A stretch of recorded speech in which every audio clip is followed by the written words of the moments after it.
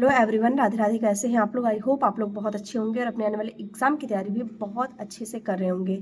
तो अगेन आप लोग का चैनल पे बहुत ज़्यादा स्वागत है। अगर आप लोग चैनल पे नए हैं तो प्लीज़ चैनल को सब्सक्राइब जरूर करिएगा, वीडियो को शेयर करिएगा अपने फ्रेंड्स फैमिली ग्रुप में, ताकि उनके लिए ये वीडियो काफ़ी ज़्यादा हेल्पफुल हो सके। क्योंकि ये वीडियो हेल्पफुल है आप सबके लिए। अगर आप महिला हैं, महिला अभ्यर्थी हैं, तब तो आपके लिए ये वीडियो हेल्पफुल है ही, क्योंकि आप लोग की डिमांडिंग वीडियो है। आप लोग के जितने भी क्वेश्चन है उसको मैं लेके आई हूँ और सब सारी चीज़ें मतलब पॉइंट वाइज डिस्कस करेंगे लास्ट तक। तो पूरी वीडियो देखिएगा, स्किप बिल्कुल भी मत करिएगा।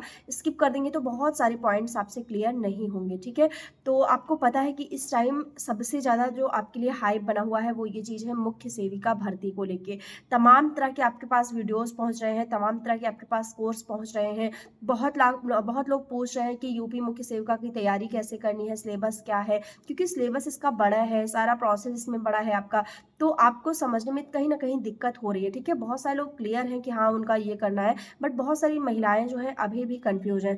तो उन्हीं के बारे में चर्चा करेंगे, पूरा पॉइंट वाइज डिस्कस करेंगे। ये वीडियो देखने के बाद आपके पास आई होप एक भी डाउट ना बचे, एक भी क्वेश्चन आपका ना बचे। मैं सारे पॉइंट्स को क्लियर करूंगी, ऐसे पॉइंट, क्योंकि देखिए मेन आपको पता चल जाता है कि एज क्या है, कौन अप्लाई कर सकता है, क्या चीज़ें हैं। लेकिन कुछ ऐसे पॉइंट्स होते हैं जो आपके नहीं क्लियर हो पाते, तो वो भी आज हम क्लियर करने वाले हैं, ठीक है। तो चलिए वीडियो को स्टार्ट करते हैं। पूरी वीडियो देखिएगा, स्किप करके बिल्कुल भी मत जाइएगा। तो मुख्य सेविका भर्ती में, जो कि बाल विकास पुष्टाहार विभाग द्वारा आपकी जारी होती है, यूपी ट्रिपल एस सी पेट इसमें आपका आता है। तो उसमें प्रोसेस क्या है, आवेदन कौन कर सकता है? तो सबसे पहले मैं बता दूं आपको आपकी क्या अगर आप मुख्य सेविका भर्ती में अप्लाई करना चाहते हैं तो सबसे पहले आप ये जान लीजिए कि आपका ग्रेजुएशन होना चाहिए, ठीक है। आपका स्नातक होना चाहिए, किसी भी यूनिवर्सिटी से हो, किसी भी विश्वविद्यालय से हो, नो मैटर, बस आपका ग्रेजुएशन होना चाहिए। अगर आपने ग्रेजुएशन किया है तो आप यहाँ पे अप्लाई कर सकती हैं। केवल महिला अभ्यर्थी, मेल कैंडिडेट अगर ये वीडियो देख रहे हैं तो वो इसलिए देख सकते हैं कि वो ये वीडियो शेयर कर सकते हैं अपने मतलब जो भी उनके घर में महिला अभ्यर्थी होंगे उनके लिए। बाकी ये महिलाओं के लिए इंपॉर्टेंट है। यहाँ पे आपके कुछ स्पेसिफिक सब्जेक्ट रखे गए हैं। हालांकि बहुत सारे लोग आप देख रहे होंगे वीडियोस में बोल रहे हैं कि चेंज किया जाएगा, हो सकता है बदलाव हो, सिलेबस बदला जाए, बट अभी तक जो चीज़ रही है मैं आपको क्लियर कर दूं कि अगर आपने ग्रेजुएशन में सोशियोलॉजी आपका सब्जेक्ट रहा है, इसके अलावा आपका समाज कार्य रहा है, गृह विज्ञान रहा है, पोषण से संबंधित आपके विषय रहे हैं, तो इनके आधार पर आप यहाँ पे अप्लाई कर सकते हैं, ठीक है। मतलब ग्रेजुएशन में आपको ये सब्जेक्ट होना चाहिए। और यहाँ पे एक और आपका जो यहाँ पे डाउट आता है, जो क्लियर नहीं होता है, कि मान लीजिए बहुत सारे ऐसे स्टूडेंट रहते हैं जो फर्स्ट ईयर और सेकेंड ईयर में अपना सब्जेक्ट रखते हैं, लेकिन फाइनल ईयर में वो सब्जेक्ट छोड़ देते हैं। मान लीजिए आपका सोशियोलॉजी है, फर्स्ट ईयर और सेकेंड ईयर में है, थर्ड ईयर में आपने छोड़ दिया, तो आप तब भी अप्लाई यहाँ पे कर सकते हैं, ठीक है। ऐसा नहीं है कि अप्लाई नहीं कर सकते, क्योंकि पिछली बार जो आपकी भर्ती हुई थी उसमें बहुत सारे ऐसे स्टूडेंट थे जो सिलेक्ट हुए हैं और उनका फर्स्ट ईयर और सेकेंड ईयर में ही वो सब्जेक्ट रहा है, फाइनल ईयर में उसको ड्रॉप कर दिया है उन्होंने। तो ये आपका जो बहुत बड़ा डाउट है, जो कोई नहीं क्लियर करता आपका, मैं आपको ये चीज़ बता रही हूँ कि आप ऐसा कर सकते हैं, ठीक है। आप आवेदन कर सकते हैं। बाकी आपको इसमें आवेदन करने के लिए यूपी ट्रिपल एस सी 2025 का जो एग्जाम हुआ था उसमें अगर आप बैठे हैं, ठीक है, पहले आप ये छोड़ दीजिए कि आपका नंबर कितना है, हम अप्लाई कर सकते नहीं। अगर आप उस एग्जाम में बैठे हैं, आपने वो एग्जाम दिया है, आपके पास रिजल्ट आपका आउट हुआ है, ठीक है, नो मैटर आपके कितने नंबर बन रहे हैं, 50% बन रहे हैं, 60 परसेंटाइल है, 70 है, 80 है, 90 है, कितनी भी है, या 10 परसेंटाइल है, उससे 10 नंबर है, आपको उससे नहीं प्रभावित होना है। क्योंकि आपका अगर यहाँ पे 10 नंबर भी बन रहा है ना, तो आप यहाँ पे आवेदन कर सकते हैं, बस निगेटिव में आपका नंबर ना हो, ठीक है। तो यहाँ पे आवेदन आप कर पाएंगे। और मुझे नहीं लगता कि ऐसा कोई भी स्टूडेंट होगा जिसका निगेटिव में नंबर हो, या 10 नंबर 15 नंबर भी उसके ना बन रहे हो, ठीक है। तो ये चीज़ आपके मतलब आपको बस यूपी ट्रिपल एस सी का आपके पास जो आपने एग्जाम दिया है वो चीज़ आपके पास होनी चाहिए। बाकी आगे मेरिट में आपको क्या रहेंगे या नहीं रहेंगे वो मेरिट पे डिपेंड करता है। ये आपका score UP triple S C का नहीं डिसाइड करता अभी फॉर्म अप्लाई करते वक्त, ठीक है। तो मैंने आपको ये चीज़ क्लियर कर दिया। सेकंड में आपको बता दूं कि आप महिला अभ्यर्थी हैं तभी आवेदन कर सकते हैं। फिर आती है एज की बात, कि आपकी आयु सीमा क्या होनी चाहिए। तो 21 से 40 के बीच में आपकी आयु सीमा होनी चाहिए यहाँ पे। और बहुत सारी महिलाएं जो वीडियो देख रही हैं उनकी 21 से 40 के बीच में आयु सीमा होगी। इसके अलावा जो ओबीसी कैंडिडेट है, एससी एसटी है, और जो भी मतलब आरक्षित वर्ग के हैं, उनको यहाँ पे छूट भी मिलेगी, ठीक है। मतलब उनको यहाँ पे एज रिलैक्सेशन भी मिलेगा, 3 साल 5 साल का, जो भी स्टेट का जो प्रोसेस होगा राज्य सरकार का, उसके आधार पे आपको यहाँ पे छूट भी मिलने वाली है, ठीक। तो ये चीज़ हो गई। अब आते हैं पद के बारे में आप लोग बहुत ज़्यादा कन्फ्यूज़ रहते हो कि कितने पदों पे भर्ती आएँगे।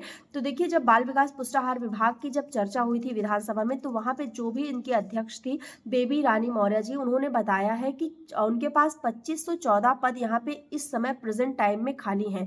तो आपने देखा होगा कि सब 2514 पद उन्होंने रट लिया है। लेकिन मैं आपको बता दूँ कि पद ये आपके एग्ज़ैक्ट नहीं है, इसमें आपके बढ़ भी सकते हैं और घट भी सकते हैं, ठीक है? दोनों चीज़ है, इसमें आपके घट भी सकते हैं, बढ़ सकते हैं। लेकिन ज़्यादा चांसेस क्या है कि पद आपके यहाँ अभी इंक्रीज़ होंगे, क्योंकि 2514 पदों पे ही भर्ती आपकी नहीं निकलेगी। पद आपके बढ़ाए जाएँगे, लगभग मेरे ख्याल से आपके 3000 पद इसमें ऐड किए जाएँगे, तब जाके ये भर्ती निकलेगी आपकी, ठीक है? तो ये आपका है और बहुत जल्द इसमें आपका प्रोसेस स्टार्ट होगा, क्योंकि आपको पता है कि गवर्नमेंट को अपनी एक उपलब्धि दिखानी है कि हाँ, मैंने ये काम किया है, मैंने ये भर्ती करवाई है, ये चीज़ करवाई है।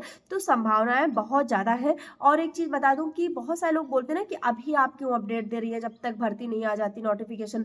तो आपको मैं बता दूँ कि सिलेबस आपका बहुत लेंदी है इसका। जैसे अगर आप ग्रेजुएशन में नहीं पढ़े हैं, विषयगत आपको ज्ञान नहीं है, समाजशास्त्र का ज्ञान नहीं है, गृह विज्ञान का ज्ञान नहीं है, तो फिर आपका सिलेबस लंबा है और आपको अगर सिलेक्शन लेना है तो आपको इसकी प्रॉपर तैयारी करनी पड़ेगी, ठीक है? और यहाँ पे एक चीज़ आप जान लीजिए कि आपको इसमें विषयगत ज्ञान चाहिए, यानी आपको सब्जेक्ट जो भी मैंने आपको सब्जेक्ट बताया, सोशियोलॉजी है, होम साइंस है, समाज कार्य है, पोषण है, अगर इसमें आपने सिलेबस पढ़ा हुआ है ग्रेजुएशन में, तो आप तैयारी आपकी मान लीजिए कि आपकी 50% तैयारी है, आपको बस दोबारा और अपनी तैयारी को इम्प्रूव करना है, थोड़ा और बढ़ाना है, ठीक है? तो ये चीज़ है यहाँ पे। अब आते हैं मेन जो पॉइंट आपका है सैलरी को लेके, क्योंकि ये भी आपका क्लियर नहीं हो पाता कि आपकी सैलरी कितनी है इसमें।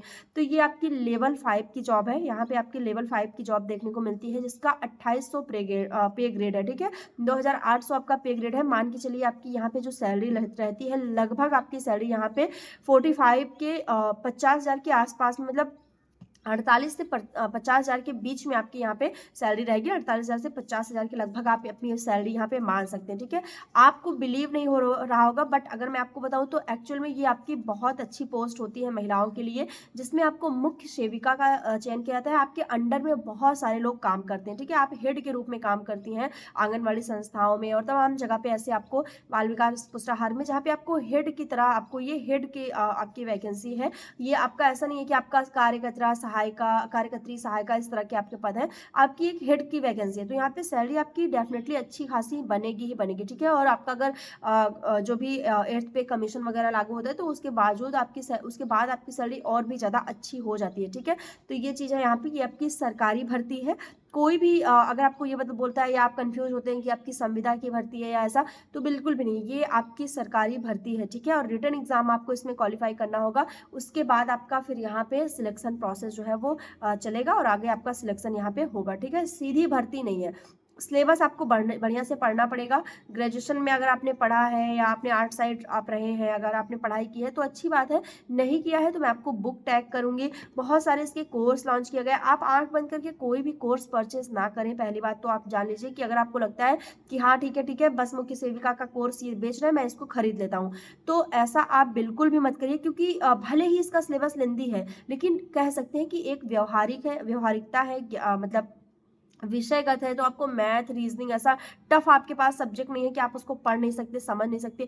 आपको मतलब पूरा सोशल जो चीज़ें हैं, सामाजिक जो चीज़ें हैं, उसके बारे में आपको नॉलेज लेना है। जो भी मतलब शरीर से संबंधित जितनी भी गतिविधियां हैं, जो भी उसको चाहिए, पौष्टिक तत्व चाहिए या बच्चों से संबंधित या तमाम ऐसी समस्याएं जिससे महिलाएं जूझ रही हैं, घरेलू हिंसा है या बहुत सारी ऐसी संस्थाएं हैं जो इसके प्रति काम कर रही हैं, तो आपको एक विषयगत ज्ञान चाहिए, ठीक है? आपको एक सिलेबस चाहिए जिसमें आपको केवल पढ़ना है और आप समझ जाएंगे, अगर आपका दिमाग खुला हुआ है। वैसे बहुत सारी चीज़ें आप समझते हैं, बस आपको उसमें एक अध्ययन करके आपको और ज़्यादा उसको क्लियर कर लेना है, ठीक है? तो ये चीज़ है, तो तुरंत आंख बंद करके किसी भी कोर्स को परचेज ना करें। पहली बात तो कि आप 2-4 हज़ार लगा के उसमें परचेज कर ले रही हैं, क्योंकि आप अगर बुक से पढ़ेंगी ये चीज़, तो मैं आपको अपना एक्सपीरियंस बताऊँ और बताऊँ, अगर आप मेरा सजेशन लेना चाहें तो आप बुक से ज़्यादा अच्छी तैयारी कर सकते हैं कोर्स के बजाय। कोर्स में आपको सिलेबस नहीं पढ़ सकते, ठीक ठीक है। जैसे अगर आप हिस्ट्री, ज्योग्राफी या जीएस आप कुछ भी पढ़ते हैं, तो आप जितना अच्छा बुक से कवर कर पाएंगे उतना अच्छा आप कोर्स से नहीं कवर कर पाएंगे।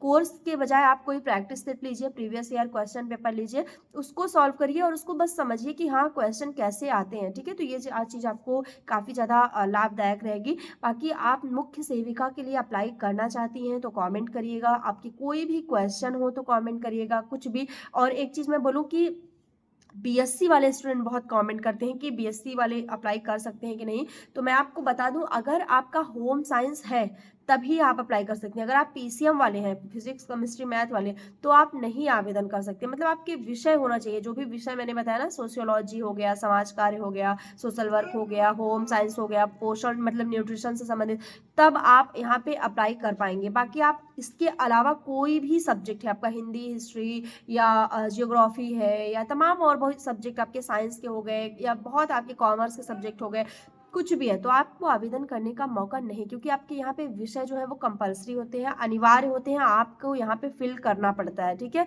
तो आप अगर कुछ भी विषय है आपका मैथ वगैरह, तो आप नहीं आवेदन कर सकते, ठीक। तो बीएससी वाले स्टूडेंट जो भी लगातार कमेंट करते हैं, आई होप उनका डाउट क्लियर हो गया होगा। बाकी कोई भी क्वेश्चन हो तो आप लोग पूछ सकते हैं बेझिझक, चैनल को सब्सक्राइब करके जाइएगा। मिलते हैं नेक्स्ट वीडियो में, तब तक के लिए बाय एंड टेक केयर।